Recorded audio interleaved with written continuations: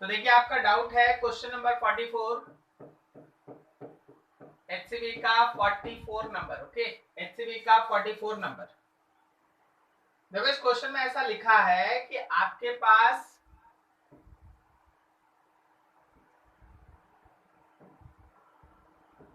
ऐसा 3 रेल्स है। इन रेल्स के ऊपर एक स्लाइडिंग वायर यहां रखा है। क्वेश्चन ये कहता है consider situation shown in figure, the wire PQ has a negligible resistance. इसका कोई रेजिस्टेंस नहीं है पीक्यू का, and is made to slide on the 3 rails with a constant speed of 5 centimeter per second. Find the current in 10 ohm resistor when the switch is thrown to A, the middle rail. Middle rail से इसको जोड़ दिया गया है। यहाँ पे एक register है, इससे है ना मिडिल रेल को जोड़ दिए। ये मिडिल रेल, ये साइड रेल और फिर नीचे भी एक। इस रजिस्टर का वैल्यू है 10 ओम। आप इसको मान लीजिए लेफ्ट की तरफ आप लेके जा रहे हैं with the velocity of, question में मेंशन है 5 सेंटीमीटर पर सेकेंड। जिस मैग्नेटिक फील्ड का चर्चा है ये एक इनवर्ट बी फील्ड है और उस बी फील्ड का वैल्यू क्वेश्चन में मेंशन है, दिस इज 1.0 टेस्ला। और आपके पास यहां से यहां तक रेल्स के बीच का सेपरेशन 2 सेंटीमीटर है, फिर यहां से यहां भी 2 सेंटीमीटर है। जरा गौर करो, इस कनेक्शन को अगर तुम ध्यान से देखोगे तो बताओ कितना सेंटीमीटर लेंथ लेके तुम काम करना स्टार्ट करोगे, 2 सेंटीमीटर या 4 सेंटीमीटर?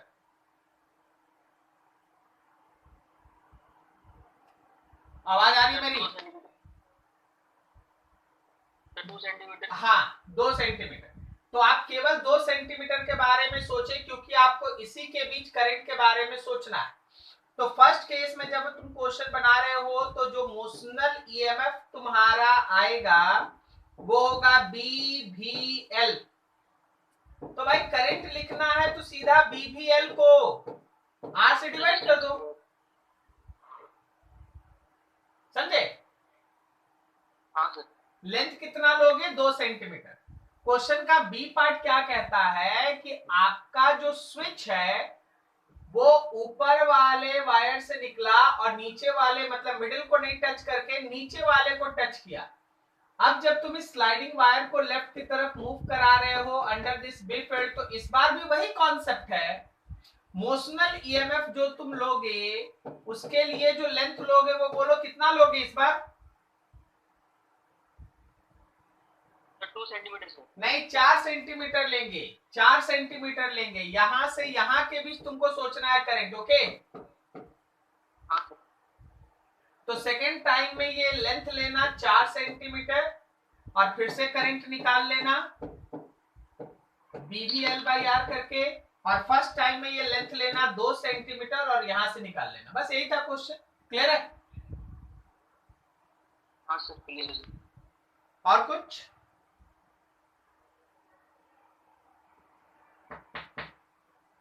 किसी का कोई डाउट?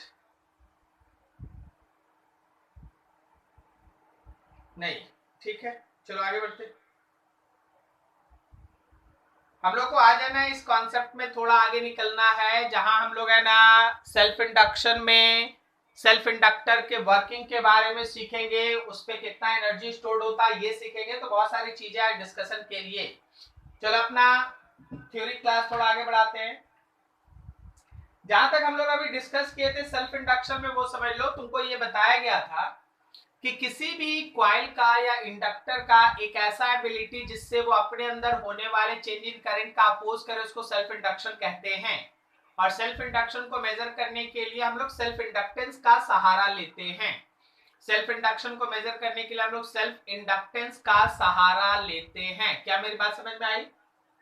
जो हमारा सेल्फ इंडक्टेंस निकालने का तरीका है कि फ्लक्स को Li से इक्वेट करो, यहां से L निकाल लो, L इज 5/I। यूनिट लिखा है, ईएमएफ जो इंड्यूस्ड होगा वो दिया है। इंडक्टर एक्चुअली सॉलिनॉइड होता है, ये बता चुके हैं।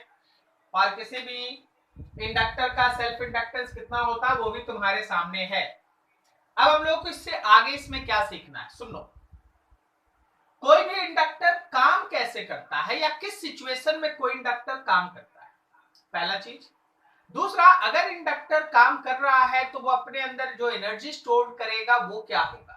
तो ये दो टॉपिक इंपॉर्टेंट है, पहले इस पे काम कर लेंगे, उसके बाद फिर म्यूचुअल इंडक्शन की तरफ बढ़ेंगे। तो चलिए आज के क्लास में सबसे पहला टॉपिक है तुम्हारे लिए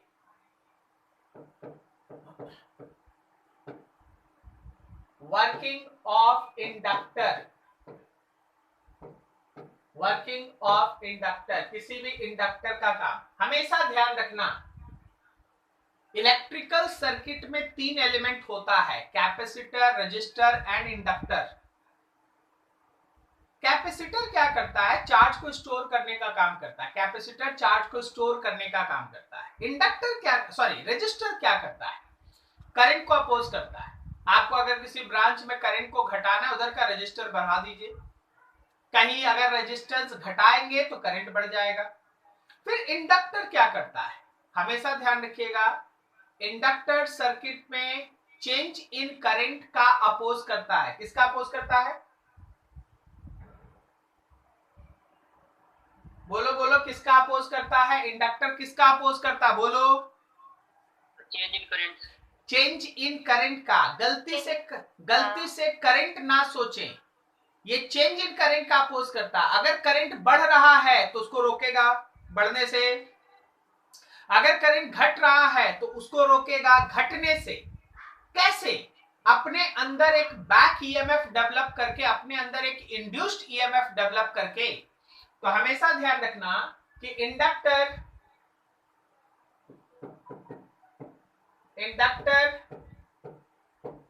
always opposes change in current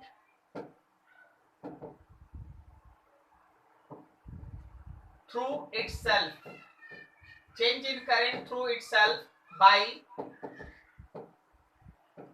inducing a back EMF, जिसको आप इंड्यूस्ड ईएमएफ भी कहते हैं। इंड्यूसिंग अ बैक ईएमएफ, जिसको आप इंड्यूस्ड ईएमएफ भी कहते हैं। अब जरा इस चीज का यूज क्या है वो देखो। मान लो हम लोग इंडक्टर को तीन अलग अलग कंडीशन में लेते हैं। इस इंडक्टर में जो फ्लो करने वाला करंट है वो कांस्टेंट है। दूसरा केस ऐसा मान लीजिए कि आपके पास एक इंडक्टर है और इस इंडक्टर में फ्लो करने वाला जो करंट है वो इंक्रीजिंग है। तीसरा ऐसे मान ले कि आपके पास एक इंडक्टर है और इस इंडक्टर में फ्लो करने वाला जो करंट है वो डिक्रीजिंग है। और चौथा आप ऐसा मान ले कि आपके पास एक इंडक्टर है और इस इंडक्टर में, मान लो राइट से लेफ्ट की तरफ एक इंडक्टर है, वो डिक्रीज करा। तीन तुमको हम बता रहे हैं, चौथा आपसे पूछेंगे, सो बी केयरफुल। आपको सोच समझ के तीन चीज का आंसर देना है, फिर आपको चौथा खुद से सोचना है, ठीक है। जरा देखिए, अगर मेरा इंडक्टर कांस्टेंट करंट फ्लो करा रहा है, अगर हमारा इंडक्टर से कोई करंट जो फ्लो कर रहा है वो कांस्टेंट है, इंडक्टर से फ्लो करने वाला करंट आपका कांस्टेंट है। अगर करंट कांस्टेंट है तो हमेशा तैयार रहिएगा कि inductor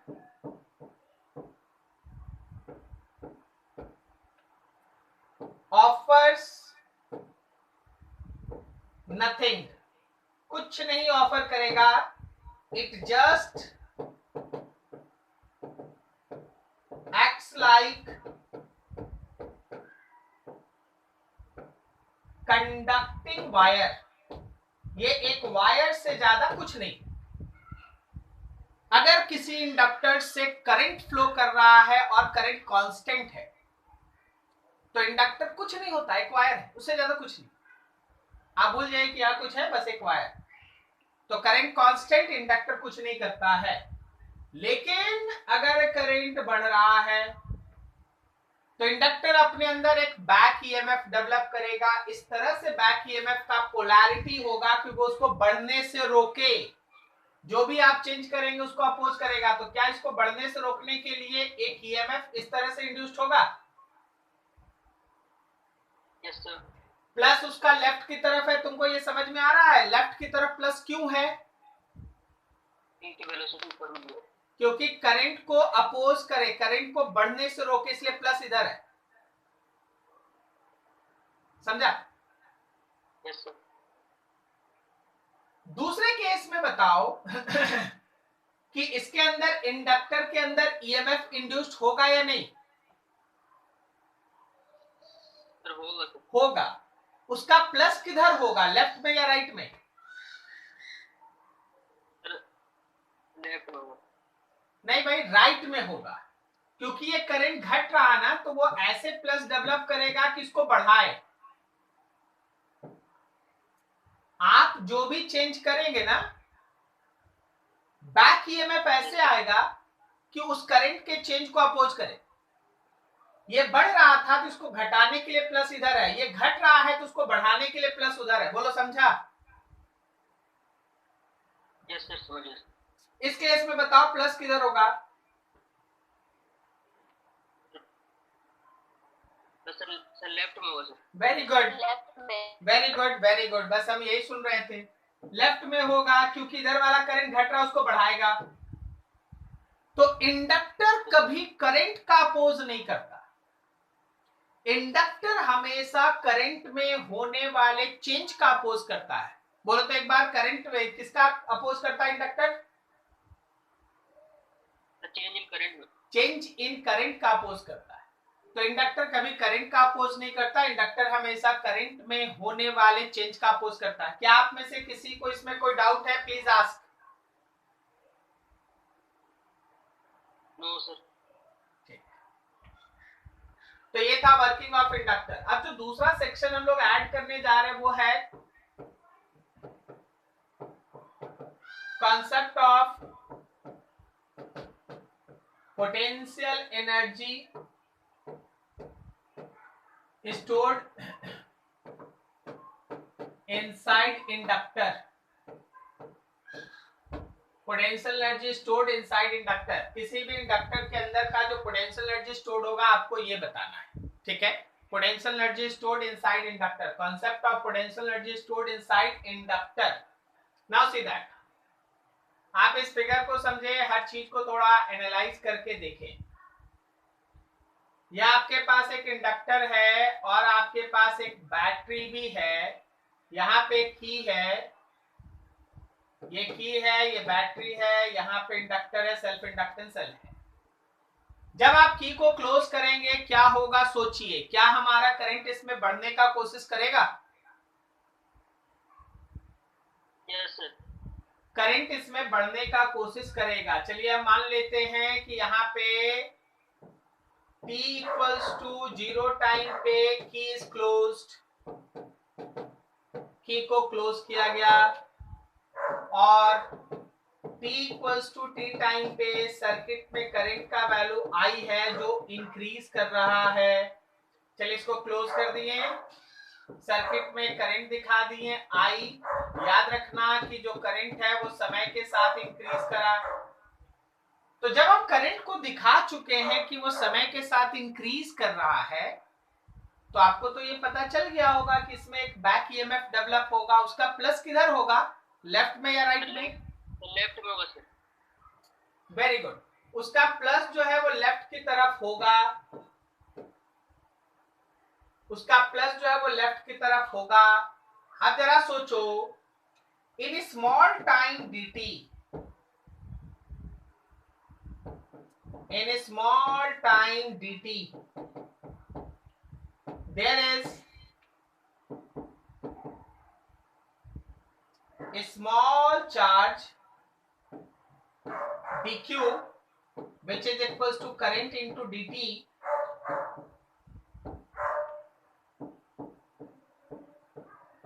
passes through induced EMF। Induced EMF से dq चार्ज इधर से इधर पास किया है। जरा गौर करना, सब कोई गौर करना। आप लोग याद कीजिए कि अगर कोई ईएमएफ दिया, मतलब पोटेंशियल डिफरेंस दिया, और उससे आप dq चार्ज पास करा रहे हैं, तो there is small change in potential energy. जैसे पोटेंशियल एनर्जी क्या होता है, चार्ज इनटू पोटेंशियल, तो चेंज इन पोटेंशियल एनर्जी क्या होगा, change in charge into potential. Due to this, due to this there is small increase in potential energy, potential energy में थोड़ा increase. तो जो पोटेंशियल एनर्जी का इंक्रीज है वो देखो हम लोग क्या लिखते हैं, V इंटू डेल क्यू। भी नहीं लिखेंगे, यहाँ पे है ना, यहाँ जो इंड्यूस्ड ईएमएफ है वो लिखेंगे और डीक्यू लिखेंगे। ये लाइन समझ में आया सबको? किसी को डाउट हो तो please ask. du small change in potential energy is equals to potential into charge का चेंज। किसी को कोई डाउट? No sir. तो अगर आपको टोटल एनर्जी चाहिए तो E डॉट dq को इंटीग्रेट करें। E का वैल्यू होगा L times of di by dt और dq है I डॉट dt। ये दोनों dt कट गया, L बाहर चला गया, integration of I dot di। तो कहां से कहां, 0 से I। तो आपके पास पोटेंशियल एनर्जी का फॉर्मूला हो गया 1/2 Li स्क्वायर। देखिए जी, पूरा इलेक्ट्रोमैग्नेटिज्म इतना सिमेट्रिकल है ना कि एक बार अगर कोई इलेक्ट्रोस्टैटिक पे सही सही कमांड कर लेना तो नेचर उसी सिमेट्री को बार बार रिपीट करता है। क्या तुमको मेरे इस पूरे स्टेटमेंट के पीछे का लॉजिक समझ में आया? कैपेसिटर में भी एनर्जी स्टोर्ड का फॉर्मूला निकाला था, हाफ CV स्क्वायर। हाँ सर। आज देखो इंडक्टर के अंदर एनर्जी वही है, हाफ Li स्क्वायर। कैपेसिटर के अंदर एनर्जी स्टोर जो होता है वो इलेक्ट्रिक फील्ड के फॉर्म में होता है। Plus plate minus plate, plus से माइनस की तरफ इलेक्ट्रिक फील्ड, वहां इलेक्ट्रिक फील्ड बनता है। लेकिन इंडक्टर के अंदर जो मैग्नेटिक फील्ड सेटअप होता है उसके फॉर्म में एनर्जी स्टोर होता है। सर क्या बोल रहे हैं? हम ये बोल रहे हैं कि जो आपको ये एनर्जी स्टोर दिख रहा है, this stored potential energy is in form of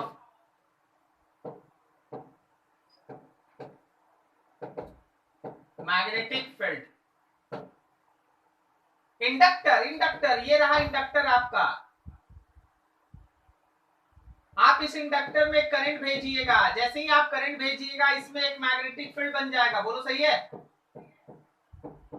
yes sir. और इसी मैग्नेटिक फील्ड के फॉर्म में इसके अंदर एनर्जी स्टोर होगा। कैपेसिटर के प्लेट्स के बीच का जो एनर्जी स्टोर होता है वो इलेक्ट्रिक फील्ड के फॉर्म में रहता है, वो इलेक्ट्रिक फील्ड के फॉर्म में स्टोर होता है। प्लस से माइनस की तरफ इलेक्ट्रिक फील्ड, उसके फॉर्म में एनर्जी स्टोर।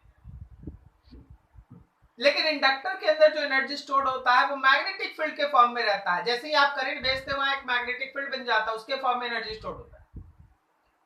क्या तुमको कॉन्सेप्ट समझ में आ रहा है हम क्या बोलना चाह रहे हैं? Yes sir. ठीक है, तो ये तरीका है जहां एनर्जी स्टोर का है ना कॉन्सेप्ट आपके साथ चलता है। ठीक है, अब अगर आप एनर्जी जो स्टोर हुआ है वो निकाल लिए हैं, तो आप अगर इंडक्टर के पूरे वॉल्यूम से इसको डिवाइड कर दीजिएगा ना तो आपको इसका एनर्जी डेंसिटी भी मिल जाएगा। Energy density, energy stored per unit volume. करना क्या है, एनर्जी स्टोर निकाल चुके हैं, बस इस वॉल्यूम से डिवाइड करना है।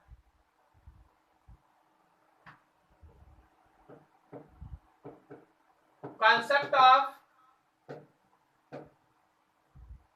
energy density of B field। क्या आप में से कोई इक्वेशंस याद रखा है? इलेक्ट्रिक फील्ड के फॉर्म का एनर्जी डेंसिटी का फॉर्मूला कोई बताएगा?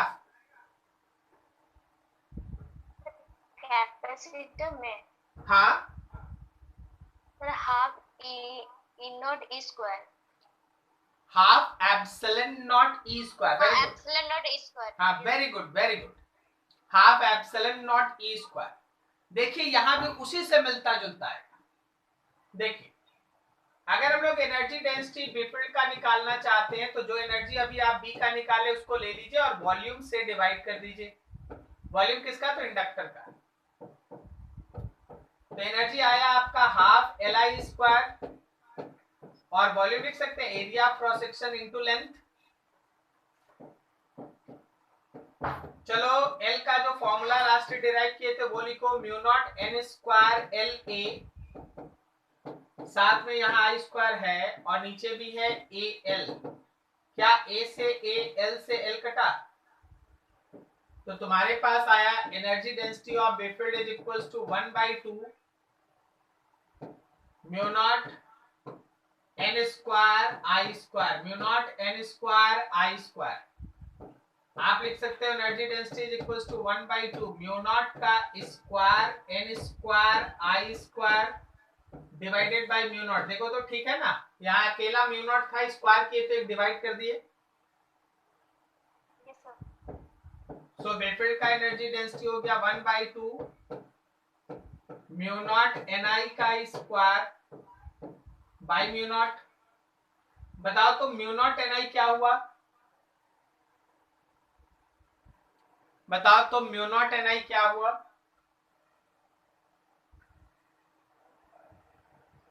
अरे यार ये इंडक्टर सॉलिनॉइड के अंदर का बीफिल्ड है, हाँ, इंडक्टर सोलेनोइड। Yes, सॉलिनॉइड के अंदर का ये म्यू नॉट एन आई बीफिल्ड है। तो क्या तुमको एनर्जी डेंसिटी का फॉर्मूला मिला 1/2 बीफिल्ड का स्क्वायर बाय म्यू नॉट। देखो हम तुमको चार फॉर्मूला यहाँ लिख देते हैं, बस आपको एक साथ हम चारों फॉर्मूला दिखाना चाहते हैं कि नेचर कैसे सिमेट्री फॉलो करता है। Electric field, magnetic field, electric field, magnetic field कैसे सिमेट्री फॉलो करता है। देखो इलेक्ट्रिक फील्ड का एनर्जी का फॉर्मूला है हाफ CV स्क्वायर, तो मैग्नेटिक फील्ड के एनर्जी का फॉर्मूला है half LI square. Energy density electric field का है 1/2 एप्सिलॉन नॉट E स्क्वायर, तो एनर्जी डेंसिटी बी फील्ड का है 1/2 B square by mu not. समझ में आ रहा है, देख रहे हो चारों को देखो कितना सिमेट्रिकल इक्वेशंस है सब। क्लियर? yes, sir. ठीक, तो ये था तुम्हारे इंडक्टर के बारे में सारा डिस्कशन। एक बार अच्छे से देख लीजिए, 2 मिनट समय दे दीजिए इस पर, फिर इसके बाद आगे बढ़ेंगे, म्यूचुअल इंडक्शन होगा।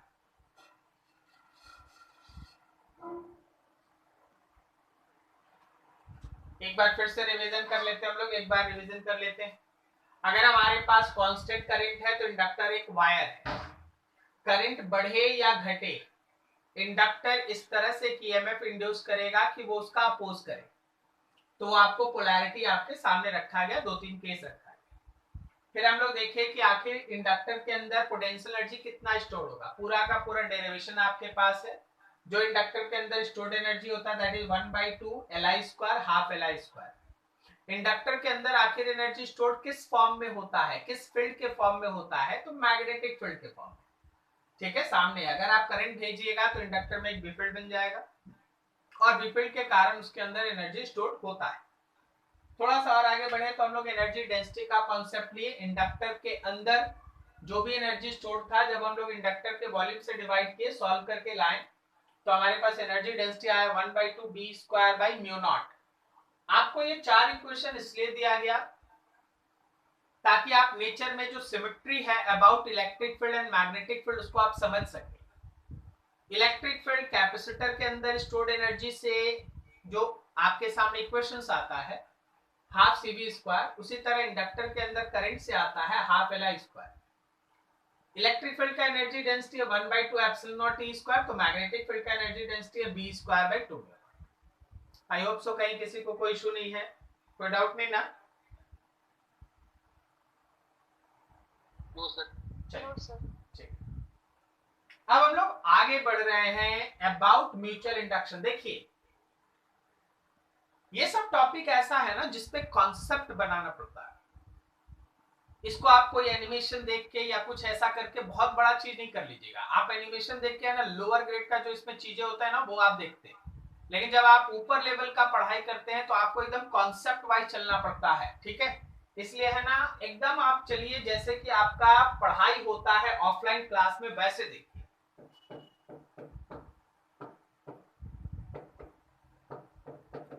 concept of mutual induction।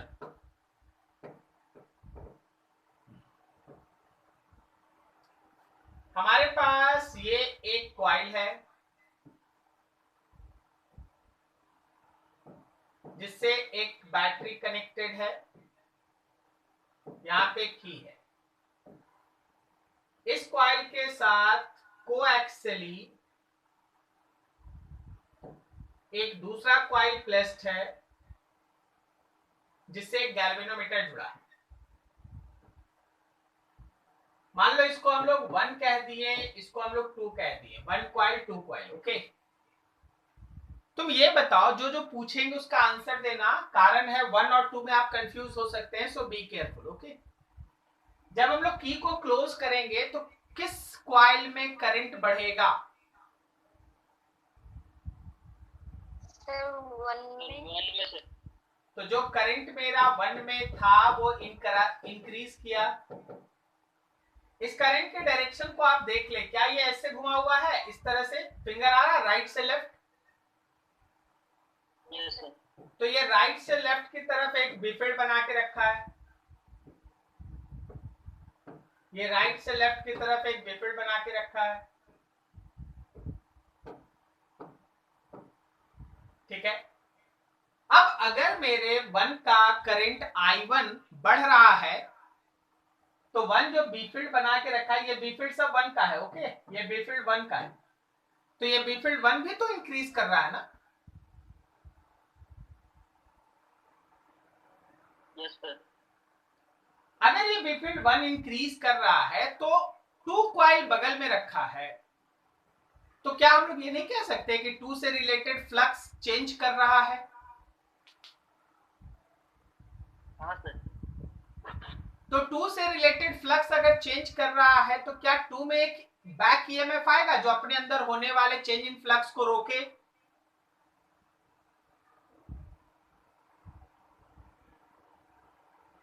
इस तरह का इलेक्ट्रोमैग्नेटिक इनर्शियल प्रॉपर्टी कॉइल 2 का जो 1 के अंदर होने वाले चेंज इन करंट का अपोज करता है, उसको हम लोग कहते हैं म्यूचुअल इंडक्शन। क्या बोले? हम बोले कि 2 का एक ऐसा इलेक्ट्रोमैग्नेटिक इनर्शियल प्रॉपर्टी जिसके कारण वो 1 में होने वाले चेंज इन करंट का अपोज करे, 1 में होने वाले चेंज इन करंट का अपोज करे, 1 में होने वाले चेंज इन करंट का अपोज करे, उस इलेक्ट्रोमैग्नेटिक इनर्शियल प्रॉपर्टी को हम लोग कहते हैं म्यूचुअल इंडक्शन। स्टे, रुको रुको रुको, सुनो। 1 के अंदर होने वाले चेंज इन करंट का अगर 1 खुद अपोज करता है तो उसको कहते हैं सेल्फ इंडक्शन, और 1 के अंदर होने वाले चेंज इन करंट का उसका पड़ोसी अपोज करता है, 2 अपोज करता है, तो उसको कहते हैं म्यूचुअल इंडक्शन। समझा क्या? यस सर, समझ गए। क्या सब कोई समझे? यस सर, समझ गए। इस कहानी को आप बदल भी सकते हैं, उल्टा भी कर सकते हैं। इसको बैटरी दे दीजिए, उसको गैल्वेनोमीटर दे दीजिए। 2 में करंट बदलेगा, 1 अपोज करेगा, तो 1 का म्यूचुअल इंडक्शन। 2 का करंट बदला, 2 ही अपोज किया, तो ये 2 का सेल्फ इंडक्शन। समझा क्या? यस सर, समझ गए। सर तो हाँ बोलो ना। सर इसमें दोनों सर अपोज करेगा ना सर? हाँ बिल्कुल, अगर दोनों में करंट बदला, देखो देखो देखो, हम आगे आपको बताने जा रहे थे। अच्छा, यहां तक पहले बात कर लेते, फिर आगे जो तुम पूछे ना दोनों में अपोज करना, दोनों में चलेगा तो उसको हम अलग से दिखा देंगे। ओके, पहले इतना समझ लेते। 1 में अपोज, 1 में करंट बदला, 2 अपोज किया तो म्यूचुअल इंडक्शन, और 1 में करंट बदला और 1 खुद भी उसको अपोज कर रहा है तो वो सेल्फ इंडक्शन। करेक्ट? हाँ सर। 2 में करंट बदला, 2 ही अपोज किया तो सेल्फ इंडक्शन, 2 में करंट बदला, 1 अपोज किया तो ये mutual induction. I hope so clear है सबका? यस सर, क्लियर है। ठीक, थोड़ा सा आपको लिखना पड़ेगा, यहां पे हम कुछ लिखाना चाहते हैं। ये फिगर बनाने का जगह छोड़ दो, नीचे कुछ स्टेटमेंट लिखो। लिखो, as soon as key is closed, as soon as key is closed, current through first coil increases, current through first coil increases, so magnetic field of first coil also increases. So magnetic field of first coil also increases.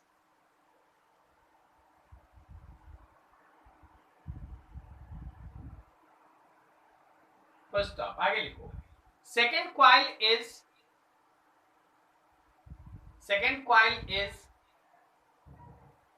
electromagnetically coupled with first coil. Second coil is electromagnetically coupled with first coil.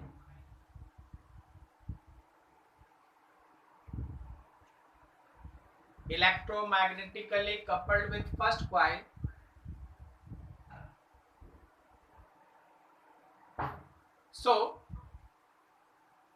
So flux of first coil is also associated with second coil. Flux of first coil is also associated with second coil.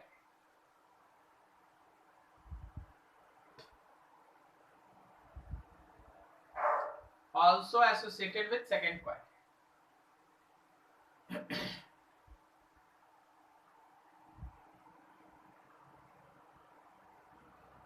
First stop. Due to this, flux through second coil also changes. Flux through second coil also changes. So there is a back EMF induced in second coil.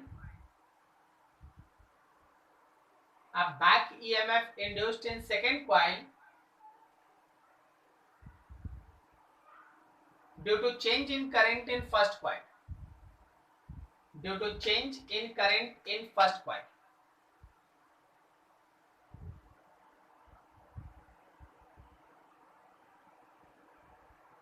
First, due to change in, उसके बाद क्या बोले? Due to change in current in first coil.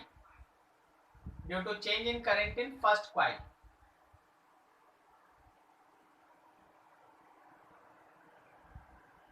First stop. This type of electromagnetic inertial property. This type of electromagnetic inertial property of second coil, due to which it opposes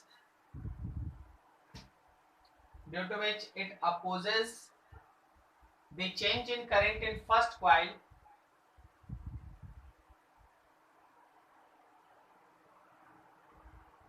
The change in current in first coil is called mutual induction. Is called mutual induction.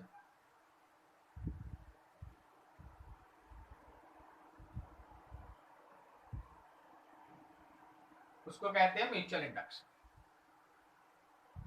अब आइए थोड़ा mathematical analysis करें. First point पकड़िए. जो flux 2 से associated है वो 1 के बी फील्ड पे डिपेंड करा और 1 का बी फील्ड एक्चुअली 1 के करंट पे डिपेंड किया. बोलो सही है? Yes sir.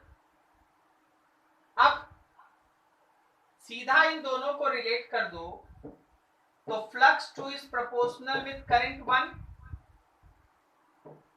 आप लिख सकते हो flux 2 is equals to mutual induction of 2 with respect to 1 into current 1. यहां आया म्यूचुअल इंडक्शन. सिमिलरली इसका रिवर्स गियर लगा लो. अगर आप फ्लक्स 1 का लिखोगे तो वो होगा mutual induction of 1 with respect to 2 and current in 2. ये रहेगा. हम लोग अभी म्यूचुअल इंडक्शन पे कंसंट्रेटेड, हम लोग अभी सेल्फ इंडक्शन के बारे में नहीं सोच रहे हैं. सेल्फ इंडक्शन पढ़ चुके हैं. अभी हम थोड़ी देर में दोनों मिला देंगे, लेकिन अभी आप म्यूचुअल इंडक्शन के बारे में सोचिए. जो 2 में फ्लक्स है उसका कारण 1 का करंट है, 1 के करंट का चेंज उसमें ईएमएफ जनरेट करेगा। अब इसी तरह से इसका दूसरा पॉइंट पकड़िए, अगर ईएमएफ हम 2 में बोलेंगे तो क्या आप 2 के फ्लक्स का रेट ऑफ चेंज निकालेंगे?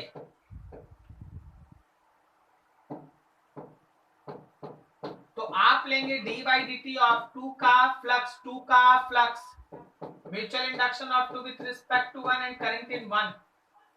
So EMF induced in 2 is equals to minus mutual induction of 2 with respect to 1 di1 by dt, di1 by dt. ठीक है, ये रहा, ये है। अब इसी तरह अगर आप रिवर्स करें इसका, अगर आप EMF induced in 1 लिखते हैं तो mutual induction of 1 with respect to 2 into di2 by dt, di2 by dt ये रहेगा। Mutual induction of 1 with respect to 2 is equals to di2 by dt। Correct है? Yes sir. हाँ, ये जो अभी डिस्कशन का पोर्शन चल रहा है ना, this is all about your mutual induction. 2 में होने वाले चेंज इन करंट की वजह से 1 के अंदर ईएमएफ, या 1 में होने वाले चेंज इन करंट की वजह से 2 में ईएमएफ, म्यूचुअल इंडक्शन। लेकिन अगला जो हम फिगर बना रहे हैं उसको गौर से देखिए।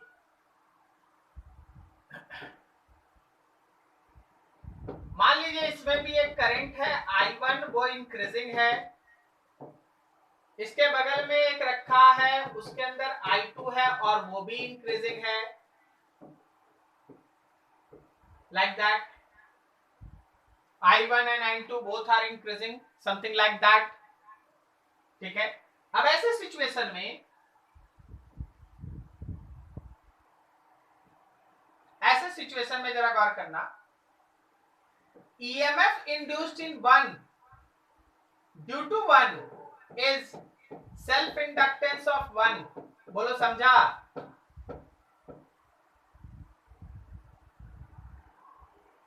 सर एक बार फिर से बताइए ना सर। हम बोले 1 के अंदर होने वाले चेंज इन करंट का 1 खुद अपोज करेगा, तो ये सेल्फ इंडक्शन पढ़ा रहे हैं ना तुमको। हाँ सर, हाँ। 1 के अंदर होने वाले चेंज इन करंट का 2, तो क्या ये हम लोगों का mutual inductance of 1 with respect to 2 and d I2 by dt है? Yes sir. इसी तरह 2 का 2 के रिस्पेक्ट में क्या ये सेल्फ इंडक्शन का चर्चा है?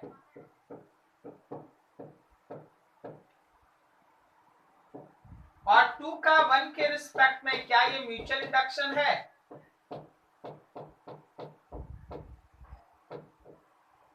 बोलो बोलो बोलो, समझा? हाँ सर। अब अगर कोई बोल दे तो बताइए सर कि 1 के अंदर नेट ईएमएफ कितना है?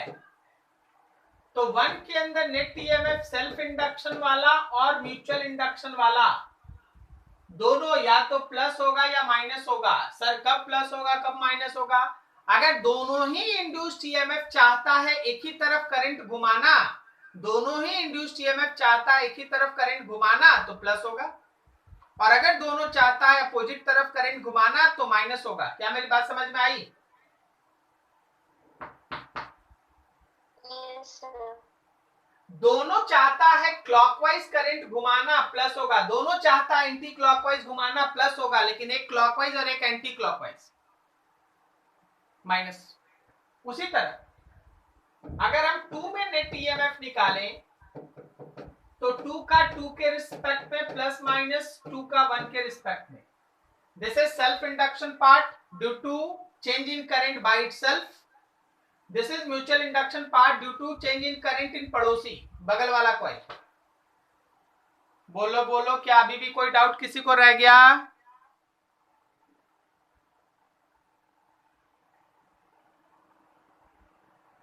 हो गया जी?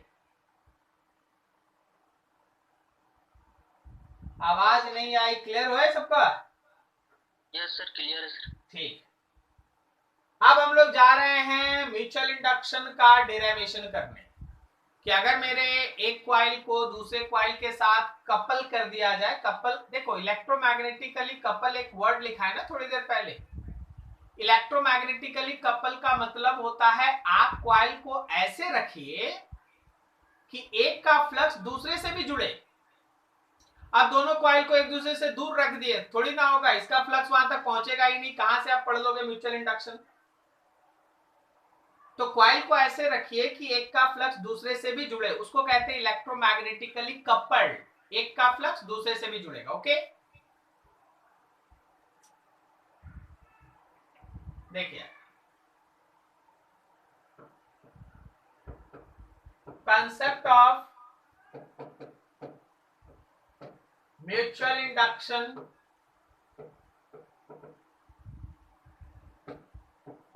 between two inductors,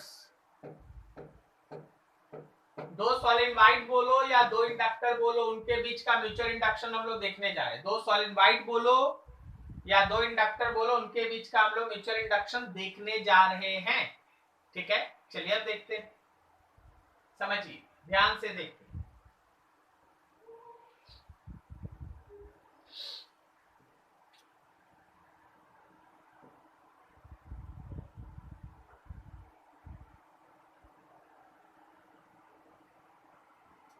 यह है तुम्हारा फर्स्ट क्वाइल,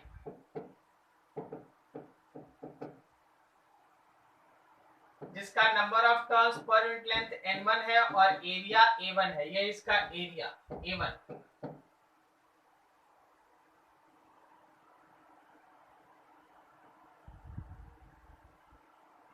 इसके अंदर है तुम्हारा second coil,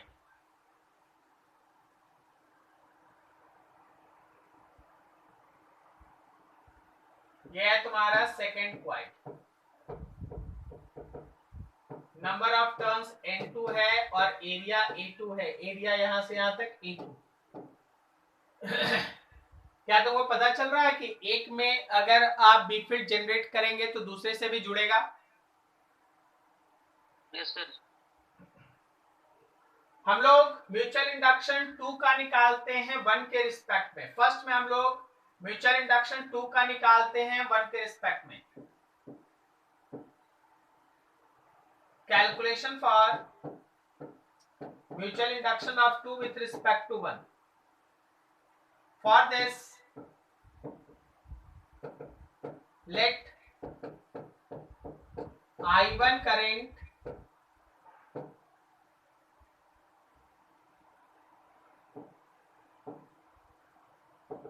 starts flowing in first. आप फर्स्ट क्वाइल में I1 करंट भेज दीजिए। करंट के डायरेक्शन को देखो, अपने राइट हैंड को कर्ल करो, क्या इसका मैग्नेटिक फील्ड राइट से लेफ्ट की तरफ स्टैब्लिश होगा? हाँ सर। देखो ऐसे घूम रहा है ना, हर जगह ऊपर अंदर जा रहा, नीचे बाहर, ऊपर अंदर नीचे बाहर, ऊपर अंदर नीचे बाहर। तो ये याद रखना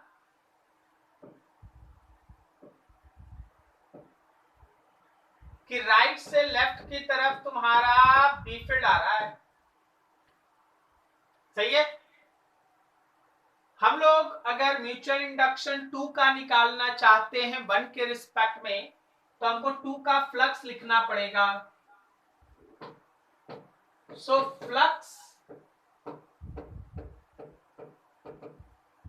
एसोसिएटेड विथ,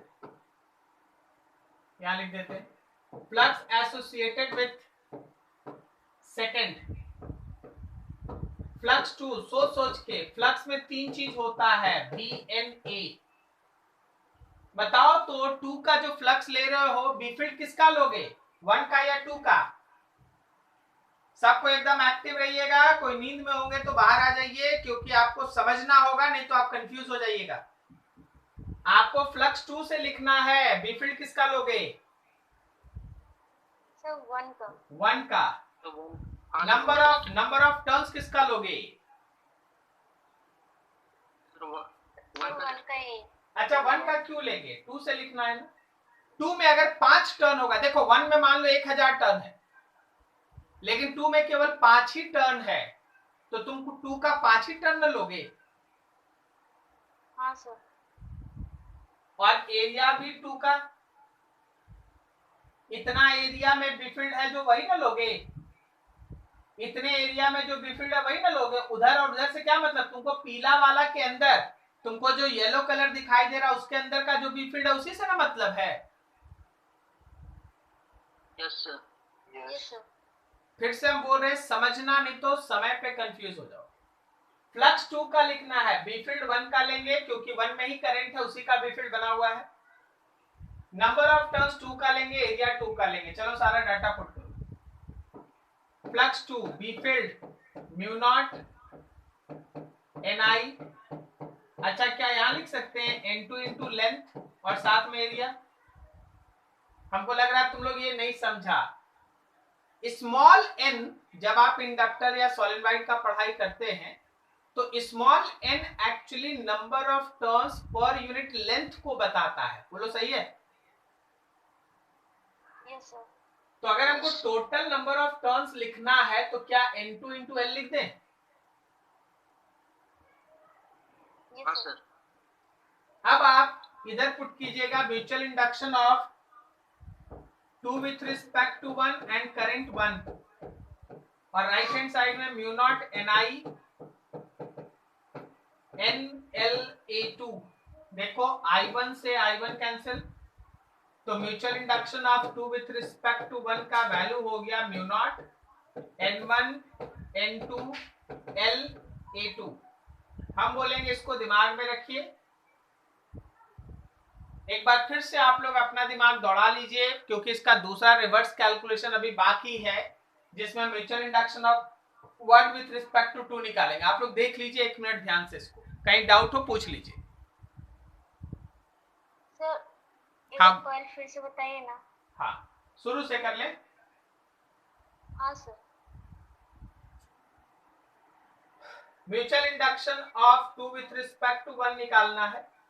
2 का इंडक्शन 1 के रिस्पेक्ट में निकालना, मतलब 1 में करंट जाना चाहिए, 2 का रिस्पॉन्स देखना है।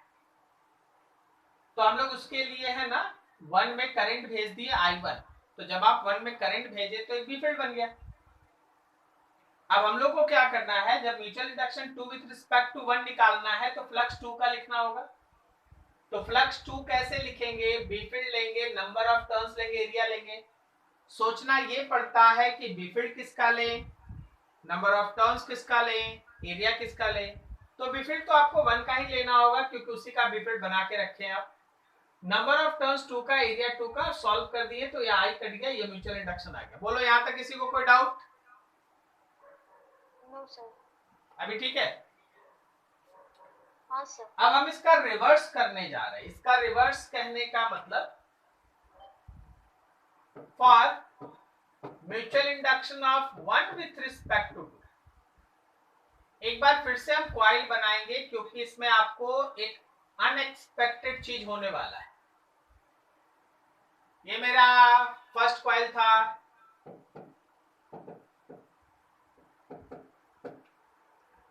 और ये मेरा सेकेंड कॉइल है जो इसके अंदर था।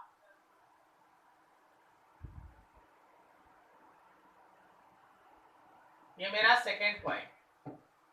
क्या आप ये पहचान पाए कि इस बार आपको सेकेंड कॉइल में करंट भेज देना चाहिए? Yes sir. सेकेंड कॉइल में करंट नीचे से जाएगा, ऊपर से बाहर आएगा, तो इधर चला। क्या यहाँ पे बी फील्ड केवल इसी रीजन में रहेगा? Yes sir. यहां नहीं रहेगा, यहां नहीं रहेगा, जहां है बस यहां दिख रहा आपको, ये बी फील्ड है सेकेंड का। ठीक है, हम एरिया एक बार आपको दिखाना चाहते हैं। यहां से यहां तक का एरिया A2 है और यहां से यहां तक का एरिया A1 है। तैयारी हो गया सब कुछ? अगर आप म्यूचुअल इंडक्शन 1 और 2 का निकालना चाहते हैं तो फ्लक्स आपको 1 का लिखना होगा। For this considering flux through first coil, flux through first coil. First coil से रिलेटेड फ्लक्स। तो क्या हम फ्लक्स 1 का लिख सकते हैं ऐसे बी एन ए? सोच के बोलिएगा, गलत होने की प्रबल संभावना है। चलो बताओ जरा, बिफिल्ड किसका लोगे? सर ए टू का। 2 का। नंबर ऑफ टर्न्स किसका लोगे? सर वही सेकंड टू का सर। सर 2 का ही लेंगे। नहीं, 1 का लेंगे। ये बिफिल्ड बहुत दूर तक, तो 1 का जितना नंबर ऑफ टर्न्स होगा उसको लेंगे। एरिया देखो, एरिया एक्चुअली इस बार 2 का लेंगे। आप पूरा एरिया लेके कुछ नहीं कर सकते, क्योंकि ऊपर का रीजन और नीचे का रीजन खाली है। समझ में आ रहा है? केवल आपको वही एरिया लेना होगा जहां ये बिफिल्ड एग्जिस्ट कर रहा है, और वो एरिया A2 है। वो एरिया A2 है। हम कहना चाहते हैं कि जो छोटा एरिया है वही आपको दोनों बार लेना होगा। क्या मेरी बात समझ में आई? Yes sir. देखो, इस बार लिख दिए यहां flux 1 is equals to mu naught N2 I2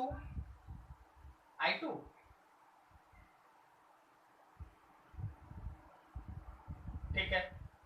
यहां पे हो गया हम लोगों का N1L और A2। जब हम लोग फ्लक्स 1 का लिखना जाएंगे तो हम लोग लेंगे mutual induction of 1 with respect to 2, और करंट होगा 2 का। This will be equals to mu naught N2 I2 N1 L और A2। तुम गौर करो, I2 से I2 कट गया तो आपके पास आया mutual induction of 1 with respect to 2 is equals to mu naught N1 N2 L I2। ये दो डेरिवेशन आपको एक साथ इसलिए कराया जाता है ताकि आप एक निष्कर्ष, एक कंक्लूजन पे पहुंच सकें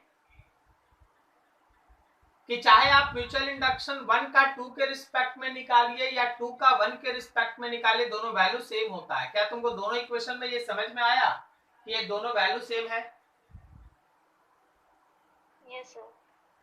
दोनों इक्वेशन देखो, ये इक्वेशन लास्ट वाला देखो, फिर राइट हैंड साइड में ऊपर देखो, समझ में आ रहा है दोनों इक्वेशन सेम है? हाँ सर सेम है सर। सो म्यूचुअल इंडक्शन चाहे 1 का 2 के रिस्पेक्ट में निकालो या 2 का 1 के रिस्पेक्ट में निकालो, ये सेम होता है। इसलिए कभी भी अगर आपके सामने कोई डेरिवेशन आए या कोई न्यूमेरिकल आए, वो म्यूचुअल इंडक्शन अगर आपसे पूछेगा तो वो नाम नहीं देगा 1 का 2 के रिस्पेक्ट में या 2 का 1 के रिस्पेक्ट में, क्योंकि चाहे 1 का कोई 2 के रिस्पेक्ट में निकाले या 2 का 1 के रिस्पेक्ट में निकाले, अगर वो सही बनाता है तो आंसर सेम होता है। क्या मेरी बात समझ में आई? Yes sir.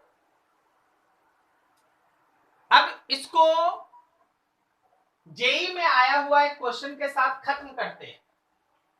जेई वाला लोग है ना, क्या किया, एक बहुत अच्छा है ना, इसमें कॉन्सेप्ट को यूज किया, इसी कॉन्सेप्ट को यूज किया। आप अभी तक डेरिवेशन देखिए, आपको जिसका म्यूचुअल इंडक्शन निकालना है 1 का 2 के रिस्पेक्ट में, तो 1 से फ्लक्स लिखते हैं आप, 2 में करंट भेजते हैं। वो लोग क्या किया, इस कॉन्सेप्ट को बहुत अच्छे तरीके से यूज किया। वो लोग क्या किया, देखो तुम्हारे सामने क्वेश्चन ऐसा दिया, बोला कि देखो एक वायर है और उसके बगल में एक कॉइल है, यहां से यहां तक का डिस्टेंस है a और उसके बाद ये डिस्टेंस है b। बोला गया find mutual induction of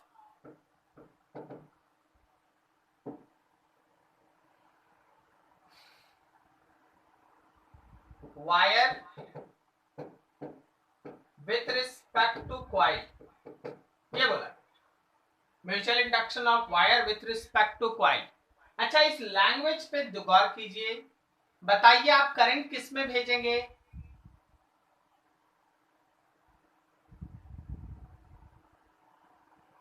coil में, रेक्टेंगुलर कॉइल में करंट भेजोगे और फ्लक्स लिखोगे वायर से। ओके, इस लैंग्वेज के हिसाब से समझ में आ रही है? मेरी आवाज आ रही है? हाँ सर। हम लोग करंट भेजेंगे इसमें और फ्लक्स लिखेंगे वायर से। आप वायर से फ्लक्स लिख पाइएगा? वायर में एरिया है कि आप वायर से फ्लक्स लिख लीजिएगा?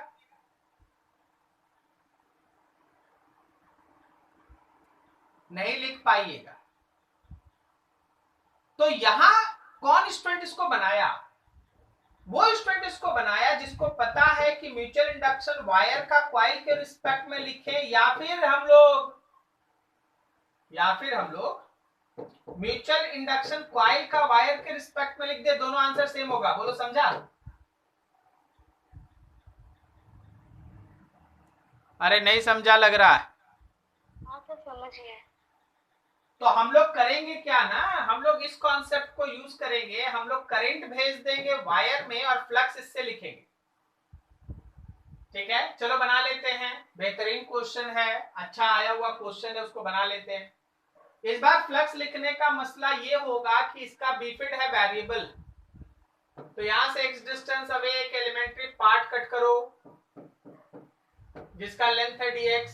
अब देखो फ्लक्स थ्रू कॉइल लिखो, बीफिल्ड होगा वायर का और स्मॉल एरिया dA, ये स्मॉल फ्लक्स है। तो टोटल फ्लक्स अगर कॉइल का लिखना है तो बीफिल्ड वायर का ले लो और स्मॉल एरिया ले लो। बीफिल्ड वायर का हो गया mu naught by 4 pi 2i by x और स्मॉल एरिया हो गया dx इंटू इसका एज लेंथ b। तो small mu naught by 4 pi 2ib बाहर इंटीग्रेशन 1 बाई x dx। देख के बोलो x का लिमिट कहां से कहां तक चलेगा?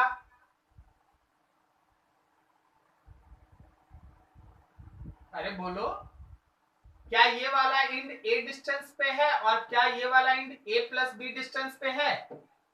हाँ सर, ए से लेके ए प्लस बी तक। हाँ, अब इस फ्लक्स को हम हटा सकते हैं। Mutual induction of coil with respect to wire into current in wire is mu naught by 4 pi 2ib 1 by x का इंटीग्रेशन होगा ln, ऊपर में आएगा a प्लस बी और नीचे आएगा a। देखिए ये करंट वायर का करंट है, कट गया। Mutual inductance of coil with respect to wire आ गया, लेकिन आंसर आपका wire with respect to coil भी सेम होगा। बोलो समझे?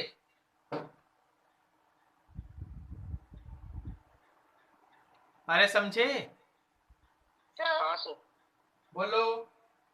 सर अभी आप बोले कि वायर में एरिया नहीं होता, फिर कैसे सेम हुआ?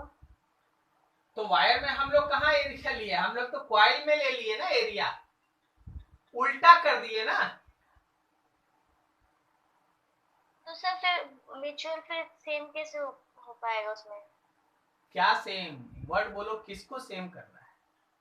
सर म्यूचुअल इंडक्शन दोनों में सेम फिर कैसे हो पाएगा?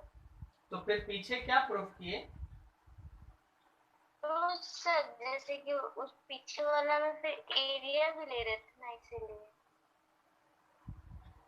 इसीलिए तो आपको ये प्रूफ कराया गया कि जो आपसे नहीं बन पड़ेगा उस पे काम आप इस तरह से करेंगे। ओके,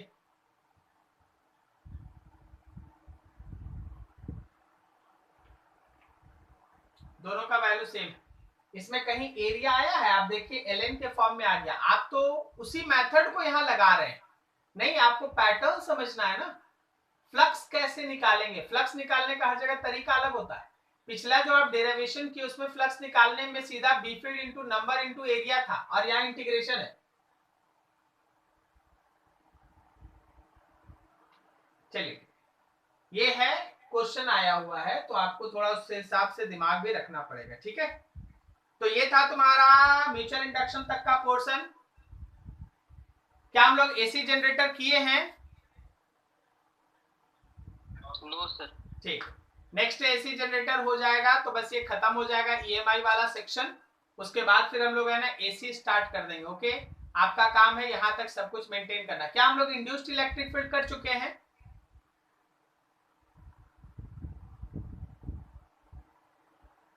नहीं किया सर। हट, कर चुके हैं तो